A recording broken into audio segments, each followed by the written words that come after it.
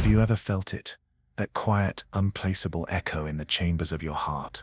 Why does a piece of music you've never heard before seem to unlock a profound, ancient sorrow within you? Why does the face of a stranger seen across a crowded street sometimes feel more familiar, more known to you than your own reflection in the mirror? And why do certain fears of the deep, dark water, of dizzying heights, of the flicker of an open flame, grip you with an authority, a primal terror, that this one single lifetime has never earned?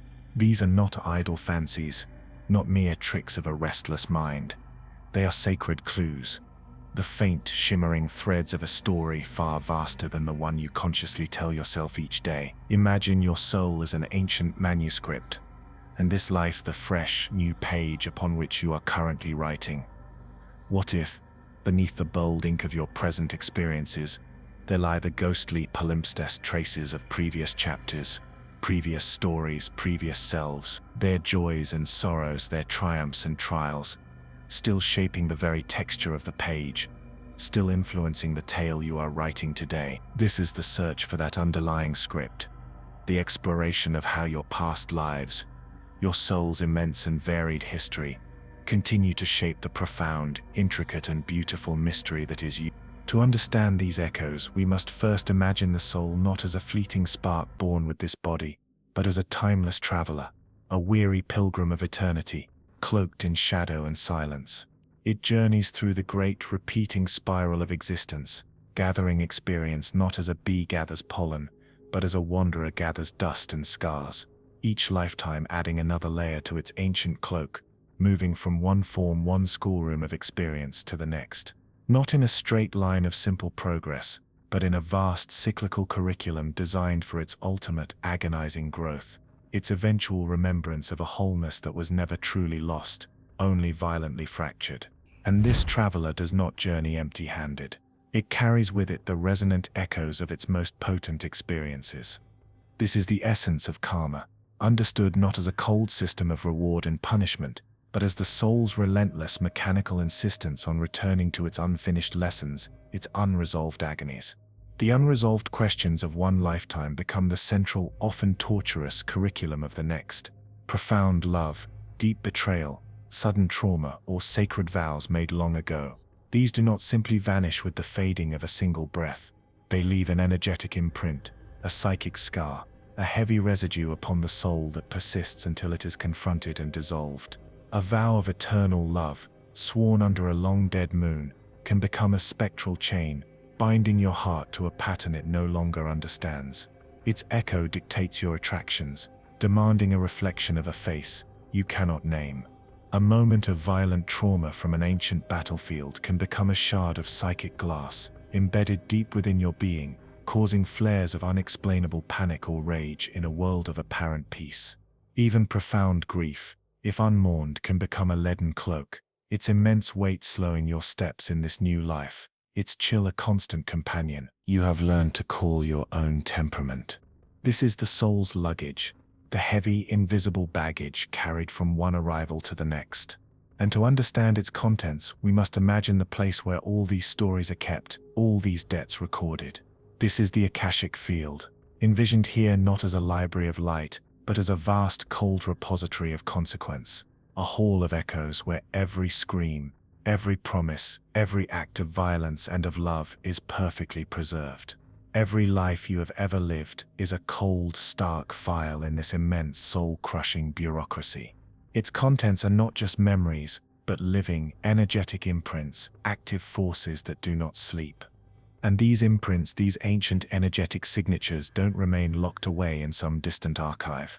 They seep through the veil between worlds, between lifetimes. They leak into the present moment. They become the invisible foundation upon which your current reality is built, the unseen architecture of your fate, the source of the pressures and patterns you mistake for chance or personality. The weight you feel but cannot name is the gravity of this immense, unremembered history. The pull towards certain people, certain places, is the ghostly magnetism of unfinished stories. And the echo you can't place is the cry of a past self, its voice traveling across the abyss of time, begging not to be forgotten, begging to be made whole. For the soul does not forget, it archives. It remembers every wound, every joy, every promise. It carries the weight of its entire journey within the eternal now. And it is this immense, unseen luggage, this accumulation of unresolved soul history, that manifests in your present life, creating the very echoes that have called you to this moment of questioning, this search for the rest of yourself. So this ancient luggage, this immense karmic weight, does not remain a silent archive. It manifests, it bleeds into the fabric of your days, presenting itself first and foremost in the powerful, irrational currents of your deepest fears and affinities. Consider the phobia, that stronghold of terror with no foundation in this life, a paralyzing fear of drowning, though you have never known the ocean's wrath, a vertigo that grips you, though you have never fallen. These are not psychological quirks, they are somatic echoes, cellular memories, the soul remembering the crushing pressure of the deep, the searing pain of a final impact, the terror of a life cut short by fire or by steel. Your body has not forgotten what your conscious mind was never told. The terror is ancient, a debt of feeling passed down through the ages, presenting its bill in the currency of your present-day panic. But the echo is not always a scream. Sometimes it is a strange and beautiful song. What of the inexplicable affinity, the deep, soulful pull you feel towards a culture, a landscape, a distant historical era, a love for the rolling green hills of Ireland, though you have never left your desert home, a fluency with the philosophies of ancient Greece, though you have never formally studied them. This is the soul's homecoming, the resonance of a place or a time where a part of you was once deeply content, deeply engaged, deeply alive. A place it still remembers as a sanctuary. It is the memory of a joy so profound. Its ghost still warms you, the echo of a peace so complete. Its absence leaves a subtle, unplaceable ache in your heart. These affinities are the counterpart to the ancient fears. They are the luminous threads in the tapestry, clues not of trauma to be healed, but of strengths and joys to be reclaimed from the vast archive of your soul. Beyond feelings, the past announces itself in action, in skill. Consider the innate talent, the startling prodigy, a virtuosity with a musical instrument that seems to flow not from practice but from a deeper cellular remembrance, a sudden fluency in a language whose cadence you have never formally learned, its words feeling like ancient stones in your mouth, a knowledge of complex philosophies or histories that arrives fully formed, a haunting intellectual inheritance. This is the muscle memory of the soul, the tireless work of a past life, the 10,000 hours of practice, the dedicated study, the passionate obsession, leaves its indelible mark, carried forward as an unearned and sometimes unsettling grace. Similarly, what of the deep, non-negotiable passions that form the very spine of your identity, the consuming need to create, to explore, to heal, to build, even when it defies all logic or external encouragement? These are not mere hobbies. They are often the continuation of a great unfinished work from another time, a soul contract made with a specific art, a sacred science, a profound philosophy. Your obsession with sculpting clay may be the echo of a lifetime as a crafter of sacred idols. Your yearning for the sea, the echo of a life as a mariner on uncharted waters. These passions are not chosen in this life, so much as they are remembered. They are the soul recognizing its own ancient frequency, its timeless purpose, a song it cannot help but sing. To ignore such a passion is to create a profound schism in the self, a deep sense of incompleteness, for you are denying the momentum of your soul's own epic journey across time. Recognizing these innate skills and passions as historical echoes allows you to honor them with a new reverence, understanding they are not mere quirks, but sacred inheritances from the vastness of your own being. And then there are the people, the most potent mirrors, the most powerful activators of your soul's ancient history. Have you not known it? The moment a stranger walks into a room and time itself seems to bend, your soul crying out with a silent, shocking, "I know you." This is soul recognition, a visceral remembrance that bypasses the mind entirely. These are the soulmates, members of your soul family who have traveled with you across the ages, agreeing to meet again in this lifetime, to love, to support, to remind each other of the path. The connection is instant, deep, and often feels like coming home after a long and weary journey. But not all such connections are born of ease. Some souls arrive in your life like storms, their presence triggering your deepest wounds, your most challenging patterns. These, too, are sacred appointments. These are the karmic relationships, opportunities to finally face, understand, and heal an ancient dynamic shared between you. The betrayer and the betrayed, the abandoner and the abandoned, the captor and the captive.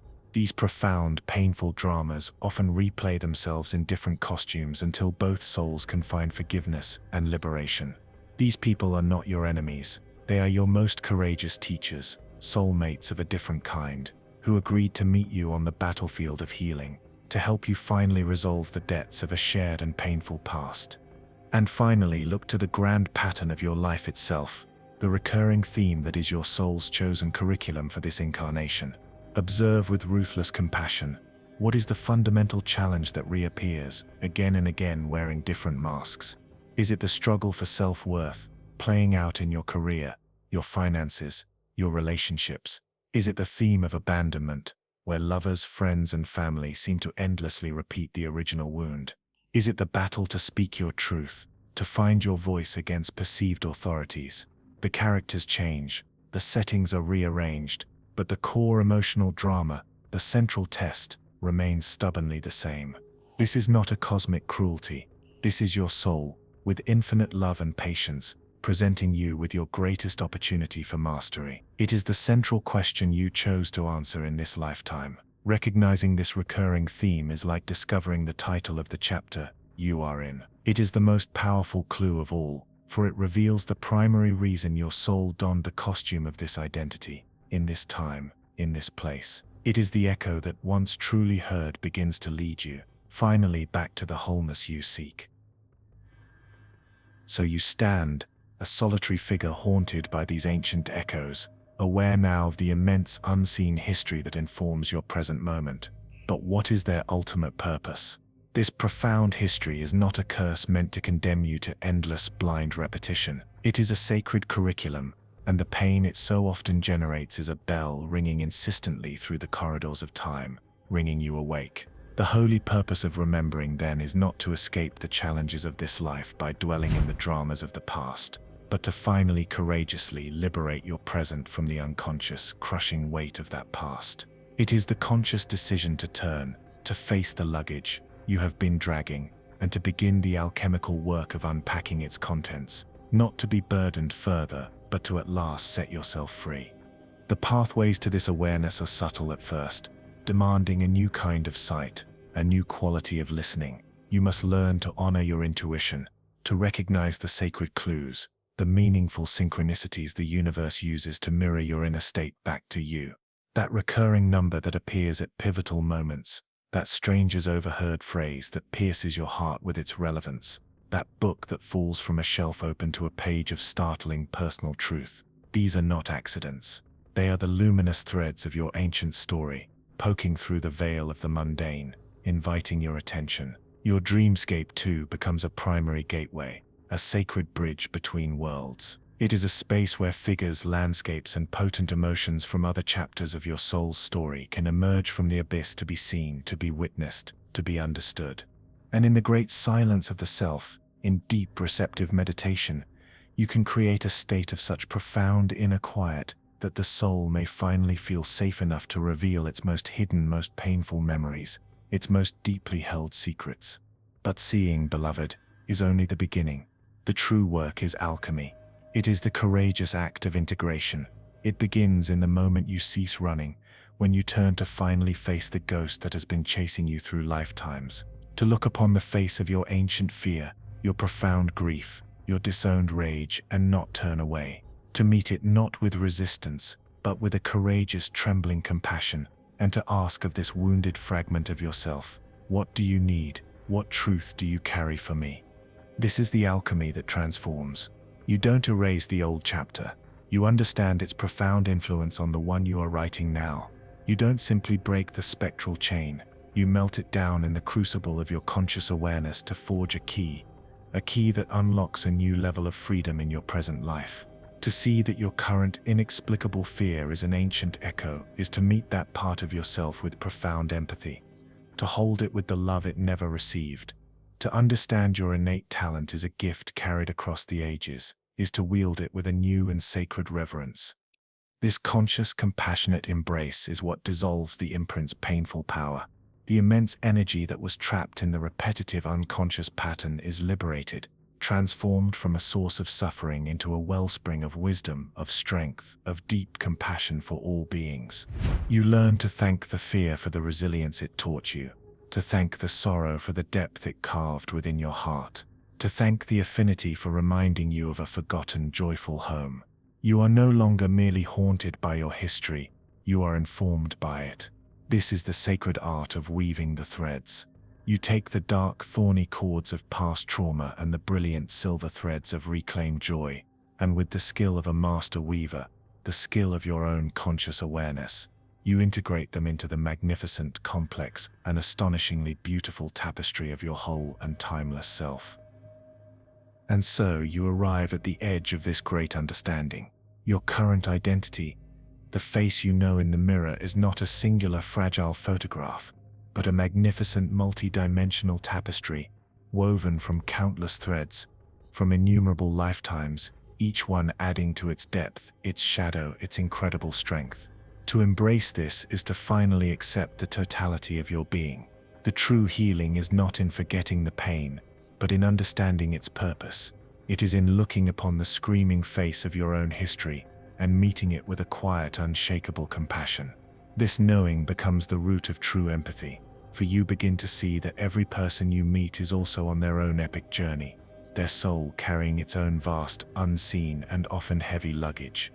You are not just this single story, you are the accumulated wisdom of the warrior, the sorrow of the outcast, the joy of the lover, the devotion of the mystic. You are an epic in motion. Embracing the influence of your past lives is to embrace the awesome, multifaceted truth of who you are, allowing you to live your current chapter with more wisdom, more courage, and more profound purpose than ever before. The weight of your history, once understood and integrated, becomes not a burden but a foundation of immense strength and depth. You are the weaver of the threads, the student of the lessons, the living library of your own timeless, magnificent soul. Know this, and be free.